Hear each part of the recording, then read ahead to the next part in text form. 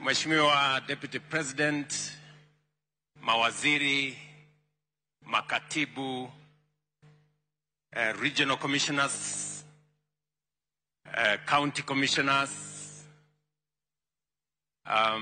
DCCs, ACCs, chiefs, assistant chiefs, good morning. Hamjambo. Kwanza mimi nataka nichukue nafasi hii niwakaribishe. Nasikia ni mara ya kwanza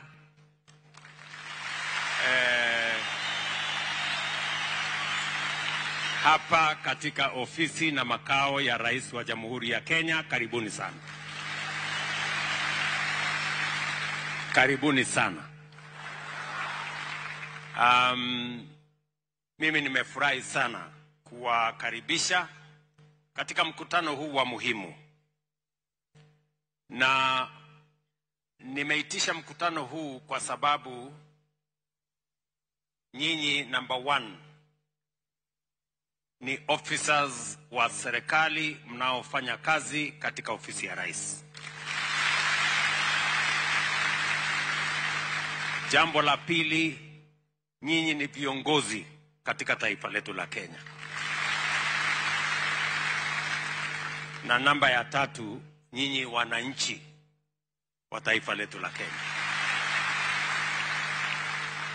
Na kwa sababu hiyo ndio mimi nimesema siku hii ya leo tutafute nafasi ili tuweze kuketi chini pamoja na tukubaliane vile tunaweza kusonga mbele pamoja. Nyinyi mnajua kabla ya uchaguzi uliopita, mimi na timu yangu tulifanya what we called economic forums in every county. Tulienda kila county kuzungumza na wananchi, kuelewa vile wanavyotaka na kutueleza vile wangetaka serikali yao iendeshwe na ni mambo gani ya muhimu. Na ndio kwa sababu hiyo ile mpango tunayoendesha kama serikali mukasikia inaitwa bottom up. Bottom up ni kwa sababu imeanza chini, na bottom up is not a slogan. Bottom up is not a tactic. Bottom up is a strategy ya vile ya kushughulikia mambo yanayohusu wananchi wa taifa letu la Kenya. Kwa ile mipango yote ambayo tunatekeleza kama serikali, mambo ya elimu, mambo ya kilimo, mambo ya afya, mambo yale mengine yote ambayo tunayotekeleza, tunaelekezwa na vile tutashughulikia mwananchi wa kawaida pale chini. That is our strategy. Na ndio leo nimekuja hapa na tumefungua ripoti. Vile mulisikia nilieleza Waziri Murkomen kwamba yeye na team yake PSS pamoja na team yake yote waende mashinani watengeneze jukwaa la wananchi kuzungumzia mambo ya usalama. Kawaida jukwaa ama majukwaa ni ya siasa. Kawaida, si ndivyo? Hivyo ndivyo tumezoea. Lakini jukwaa la wananchi kuzungumzia jambo la muhimu la usalama katika taifa letu. Mimi nawashukuru nyinyi katika mashinani sehemu zote za taifa letu la Kenya mulijitokeza. na mkasema wazi wazi, wananchi wao wakasema wazi wazi ya kwamba haya ndio mambo tunataka yatatuliwe, ndio tuweze kuwa na usalama, ndio tuweze kama taifa tuendeshe mambo ambayo yanatuhusu ya maendeleo, ya masomo, ya kilimo na sehemu zile zingine zote ambazo tunataka kushughulika nayo. Hayawezi kwenda mbele kama hatuna usalama wa kutosha. Mimi nashukuru tumewasikiza kwa makini, na leo tutakubaliana vile tutasonga mbele pamoja. Kwa hivyo karibuni sana.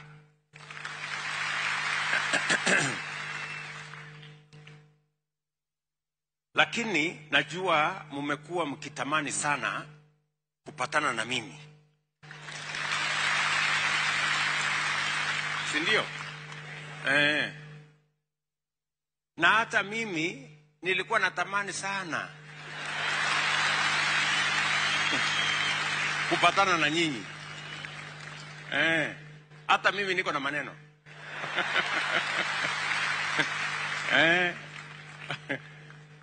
Musione ati nyinyi peke yenu ndio mko na maneno.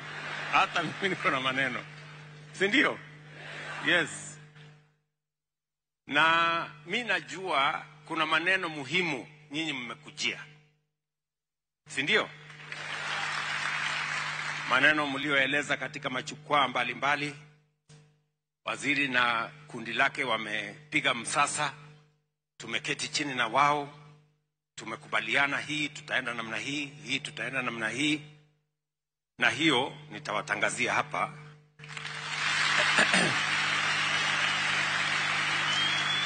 Lakini sasa kabla sijafika hapo,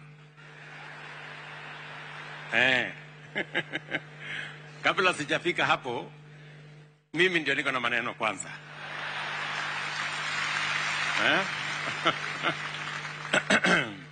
Si ndio? Kwa sababu nimesema nyinyi ni officers wa serikali, nyinyi ni viongozi, na nyinyi ni wananchi wa Kenya. Si ndio? So, kabla sijakuja kwa officers wa serikali, mimi nataka kuwaongelesha kama viongozi na kama wananchi. Si ndio? Yes. Because we have a country called Kenya. Tunaelewana? Na sisi ndio wenye hapa. You know? Kwani chief si mwananchi? Si anapiga kura? Si anatafuta kipande? Si anatafuta kazi? Si anashughulika na biashara? Hapo ingine yote. So, na hapo na watoto. Na watoto wanataka wasomeshwe. Ama? Na pia nyinyi ni viongozi. So, na nyinyi ni wapigaji kura. Mulituchagua.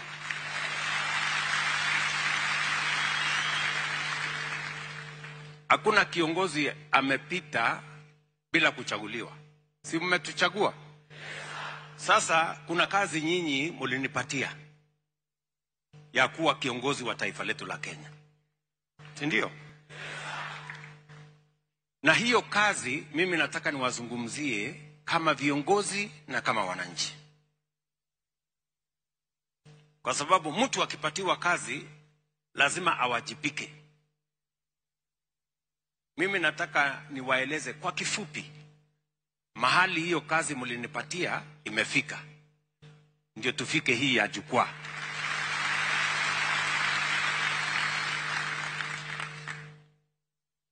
Nyinyi mlinipatia kazi ya kuwa kiongozi wa taifa letu la Kenya. Na mimi nawashukuru sana.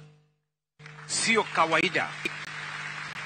Sio kawaida kwa watu milioni karibu 55 mtu mmoja akapata nafasi kuwa kiongozi ya wale wengine wote. I don't take it for granted and I take my job very seriously. Ninyi mnanielewa? Na ndio lazima niwaeleze kama viongozi pale mashinani kwa sababu unajua hii Kenya iko na propaganda nyingi, iko na rumors. Kule social media imejaa uongo na propaganda na mambo ambayo hayana msingi na mambo yale mengine. So saa zingine it is good to hear from the horse's mouth, si ndio? Mimi nasikia hivyo ndio watu wa Kiingereza wanasema. Sijui huyu farasi alikuwa anaongelesha watu namna gani, lakini ndio inasemekana horse's mouth, si ndio? Sasa sikizeni, kwa sababu tufikie pale kwa mambo ya usalama, lazima tuwe na mipango haya mengine yote, alafu ndio usalama itusaidie kuhakikisha kwamba hatupotezi. Kwanza, Waziri Murkomen na timu yake, PSS na wale wengine wote, mwapigie makofi. Nafikiri wamefanya kazi nzuri. Si wamejaribu sana. Haya, pongezi waziri na timu yako. You've done a good job. Wakati mlinipatia kazi ya kuongoza taifa letu la Kenya, mnajua, na kama hamjui nitawaeleza. Kulikuwa na mambo matano ya muhimu ambaye mliniambia nisuluhishe as president. Nisuluhishe mambo matano ya muhimu. Ya kwanza ni kushughulikia na kudhibiti uchumi wa taifa letu la Kenya. Mambo ya uchumi ya Kenya ilikuwa mahali ambapo si pazuri, na nyinyi mnajua. Number 1, tulikuwa na madeni chungu mzima kama taifa.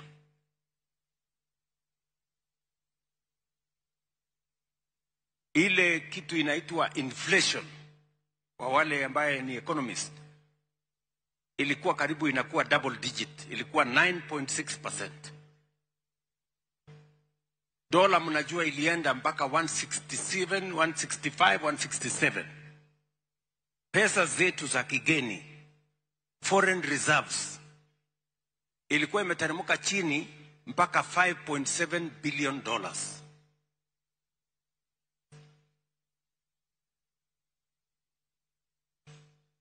Duniani kote watu walikuwa wanaamini ya kwamba Kenya itashindwa kulipa madeni yake. In fact, kati ya watu nilikutana na wao baada ya kuchaguliwa ni mtu anaitwa Antonio Guterres, Secretary General wa United Nations.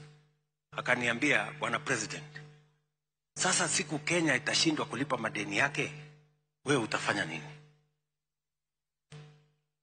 Mimi nikaambia, Mungu atanisaidia Kenya iweze kushindwa kulipa madeni. Nimekuja nikaketi chini kwa ofisi inaitwa number 6 pale chini pale, na watu wengi nimepangana na wao. Tukasema, we cannot be the country that is going to go to the shame ya kushindwa na kudefault. Tumeketi chini pale. I had to make very difficult decisions. I had to make very difficult decisions. Tukaondoa ile, tulikuwa na subsidy sijui ya mafuta ambaye ilikuwa tu walikuwa naiba tu pesa, nikafutilia mbali. Tulikuwa na masubsidy ya sijui unga, ati mtu anaenda kusema ati mtu anapeleka pesa kwa duka, ati mwambia mtu badala ya kuuza hii unga 250 uza 100 kwa duka. Sasa mtu kwa duka pale ndio unga inatoka. Unga inatoka kwa duka. Sijui nini nikasimamisha, hata ikabidi ni simamishe kulipa madeni fulani hapo kwanza, ndio nchi tusikose kulipa madeni ya wale wako mbali. haya mambo yote niliyoyafanya yalikuwa ni mambo magumu, mengine machungu, lakini mimi leo nasimama mbele yenu, and I can confidently tell you today our economy is in sound footing. Yes. Kama nisingefanya vile siku hiyo, tungekuwa kati ya nchi ambazo zilishindwa kulipa madeni yao na leo wanahangaika. In fact, I want to tell you, wakati huo ilikuwa imesemekana bainika wazi kwamba kuna nchi sita nchi sita katika bara la Afrika zitashindwa kulipa madeni yao. 6. But I can tell you, of those 6 countries, 5 defaulted. Among the 6 was Kenya, but 5 defaulted. Kenya did not default. Mnanielewa? Kwa sababu unajua saa zingine watu wananilaumu, huyu mtu. Nyakora mugejoanga mano chenro matimore achiel kachiel kar jot mar jatend piny Buore Nairobi ka